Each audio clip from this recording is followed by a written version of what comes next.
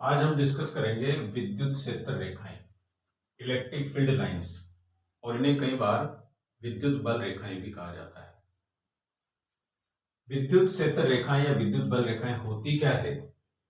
ये विद्युत क्षेत्र को व्यक्त करने के लिए खींची गई काल्पनिक रेखाएं होती है या काल्पनिक वक्र होती है, जिन्हें विद्युत क्षेत्र रेखाएं कहा जाता है। बात क्या कर रहे हैं? काल्पनिक रेखाएं, काल्पनिक वक्र, यानी कि इमेजिनेशन होता है कि इस तरह का कुछ होगा, और उन्हें ही क्या कहते हैं? विद्युत क्षेत्र रेखाएं, जिन्हें ग्राफ पेपर पर ड्रॉ करके विद्युत क्षेत्र को व्यक्त किया जाता है। अब इन्हें खींचा कैसे जाता है, यानी विद्युत क्षेत्र रेखाएं ड्रॉ कैसे होती है, बनती कैसे और किस तरह की बनेगी? विद्युत क्षेत्र में गति करने के लिए क्या चीज? विद्युत क्षेत्र में गति करने के लिए स्वतंत्र यानी फ्री एकांक धनावेश की गति के मार्ग को व्यक्त करती है। अब यहां पर देखें, सपोज हमने कोई पॉजिटिव चार्ज लिया और वह पॉजिटिव चार्ज ये प्लस क्यू है, सपोज यहां पर। अब इसके पास एक क्यू नॉट आवेश को यहां पर रख दिया जो फ्री है मूव करने के लिए, लेकिन ये फ्री नहीं है, स्थिर अवस्था में स्थितिक आवेश ये फ्री है। तो इस पॉजिटिव चार्ज से ये पॉजिटिव चार्ज क्या होगा? प्रतिकर्षित होगा, और प्रतिकर्षित होगा तो दूर भागेगा, इसलिए इसकी विद्युत बल रेखा बनेगी इस तरह की, यानी एकांक धनावेश की गति के मार्ग को व्यक्त करती है विद्युत क्षेत्र रेखाएं। यहां रखेंगे तो किधर होगी? इस तरफ, और इस प्रकार से विद्युत क्षेत्र रेखाएं ड्रॉ की जाती है, खींची जाती है।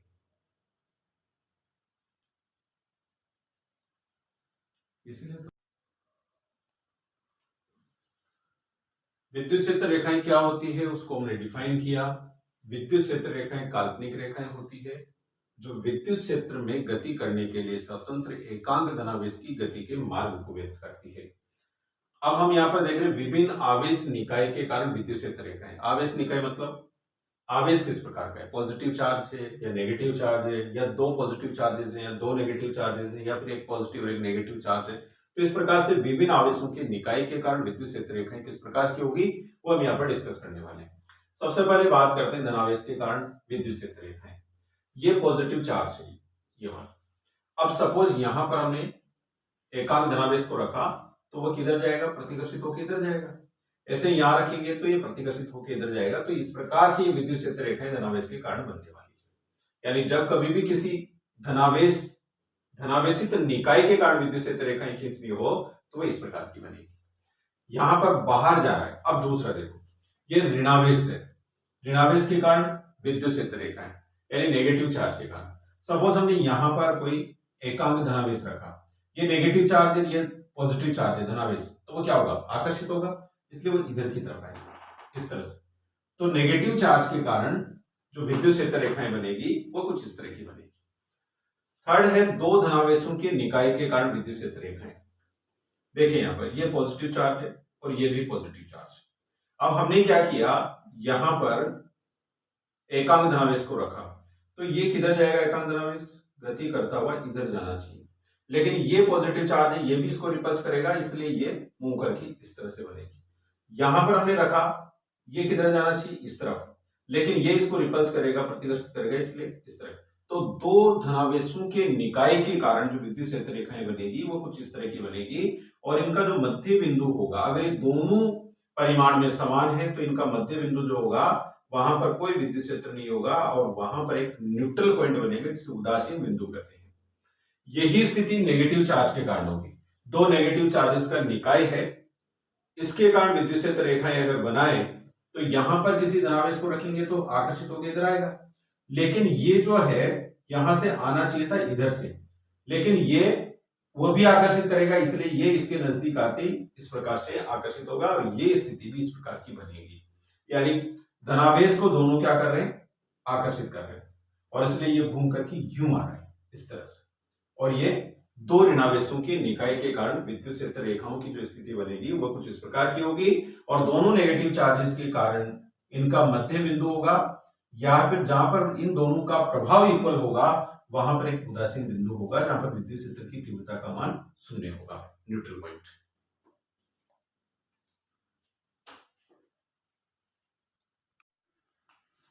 Next and last E point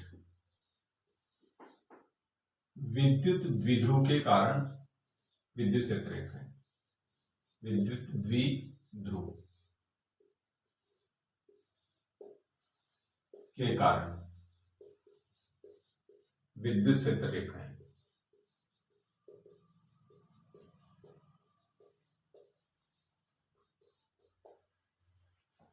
suppose ये हमने पॉजिटिव चार्ज ले लिया Q और ये ले लिया नेगेटिव चार्ज।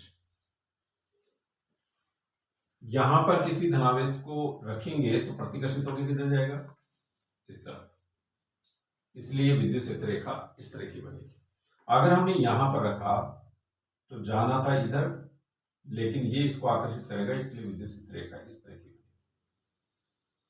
इस तरह से, और ये इस प्रकार से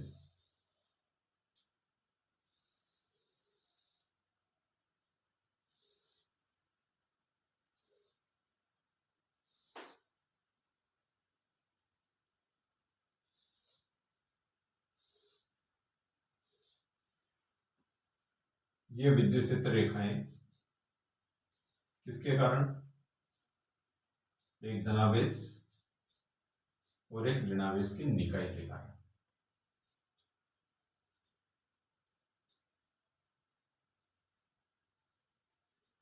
क्लियर? तो हमने विद्युत द्विध्रुव के कारण विद्युत क्षेत्र रेखाएं ड्रॉ की, तो इस प्रकार की होगी। एकांक धनावेश के कारण, एकांक ऋणावेश के कारण, दो धनावेशों के निकाय के कारण और दो ऋणावेशों के निकाय के कारण हमने यहाँ पर विद्युत क्षेत्र रेखाएं ड्रॉ की। अब हम यहाँ पर देख रहे हैं विद्युत क्षेत्र रेखाओं की विशेषताएं क्या है। सबसे पहले हम बात करें विद्युत क्षेत्र रेखाओं की विशेषताओं के बारे में, तो इन विद्युत क्षेत्र रेखाओं की किसी भी बिंदु पर खींची गई स्पर्श रेखा उस बिंदु पर विद्युत क्षेत्र की तीव्रता की दिशा को व्यक्त करती है। किसी बिंदु पर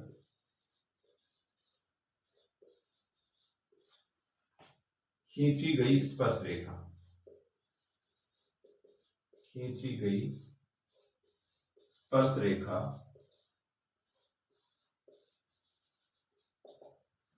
उस बिंदु पर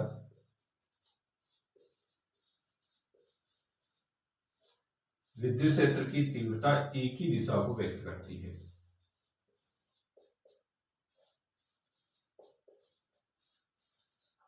एक ही दिशा को व्यक्त करती है। कैसे करती है एक ही दिशा को व्यक्त? यहां पर टेंजेंट ड्रॉ करेंगे तो वो इस तरह का होगा, यहां टेंजेंट ड्रॉ करेंगे तो वो इस तरह का होगा। तो यहां पर तीव्रता की दिशा इस तरफ होगी, यहां पर इस तरफ होगी, यहां पर इस तरफ होगी। इस प्रकार किसी बिंदु पर खींची गई स्पर्श रेखा उस बिंदु पर विद्युत क्षेत्र की तीव्रता की दिशा को व्यक्त करती है। सेकंड पॉइंट, विद्युत क्षेत्र रेखाएं कभी एक दूसरे को नहीं काटती। विद्युत क्षेत्र रेखाएं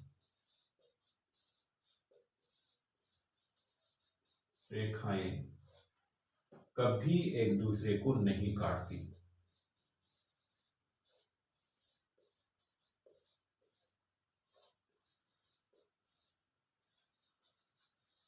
नहीं काटती। यदि ये एक दूसरे को काटेंगी तो कटान बिंदु पर विद्युत क्षेत्र की तीव्रता की दो दिशाएं होंगी जो कभी संभव नहीं है।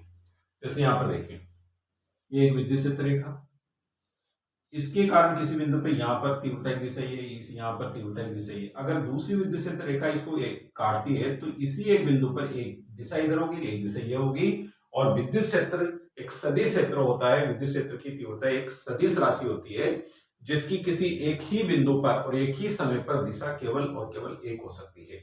इसलिए विद्युत क्षेत्र रेखाएं कभी एक दूसरे को नहीं काटती।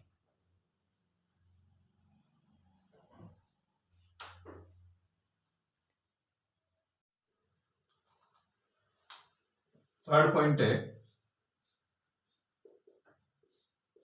विद्युत क्षेत्र रेखाओं में कोई तीक्ष्ण मोड़ नहीं पाया जाता। तीक्ष्ण मोड़ का मतलब, जैसे ये एक विद्युत क्षेत्र रेखा और यहां से ये ऐसे चल रही है, तीक्ष्ण मोड़ पाया जाएगा तो इस बिंदु पर विद्युत क्षेत्र की तीव्रता की दो दिशाएं होंगी जो कभी संभव नहीं है। इसका मतलब तीक्ष्ण मोड़ पाया जाना या एक दूसरे को काटना एक जैसी स्थिति है। इसलिए विद्युत क्षेत्र रेखाएं न तो कभी एक दूसरे को काटती है और न ही इनमें कोई तीक्ष्ण मोड़ पाया जाता है। यानी इनमें कोई तीक्ष्ण मोड़ यानी शार्प तीक्ष्ण मोड़ नहीं पाया जाता।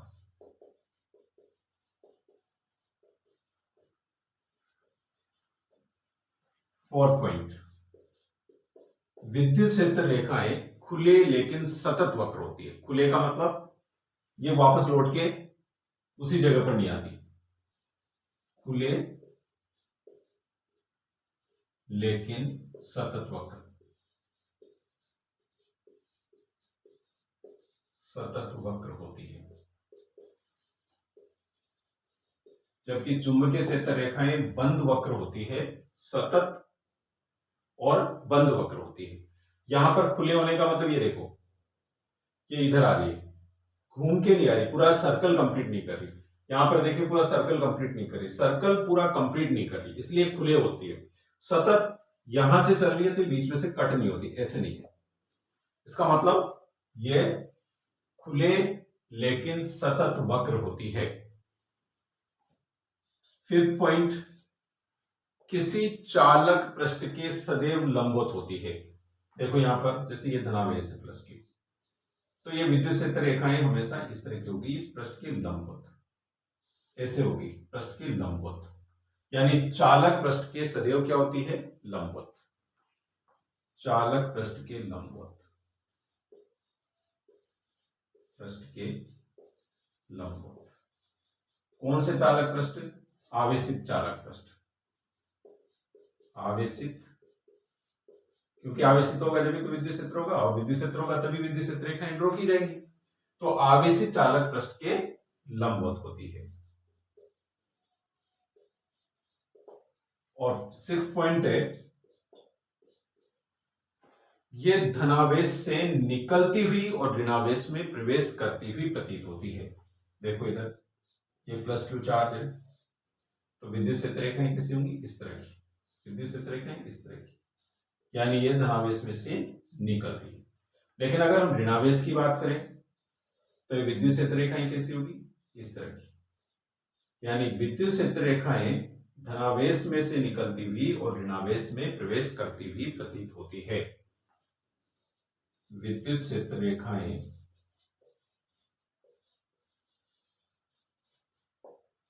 धनावेश में से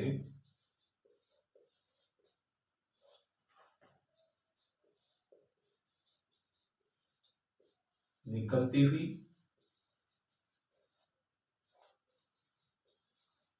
एवं ऋणावेश में प्रवेश करती हुई प्रतीत होती है।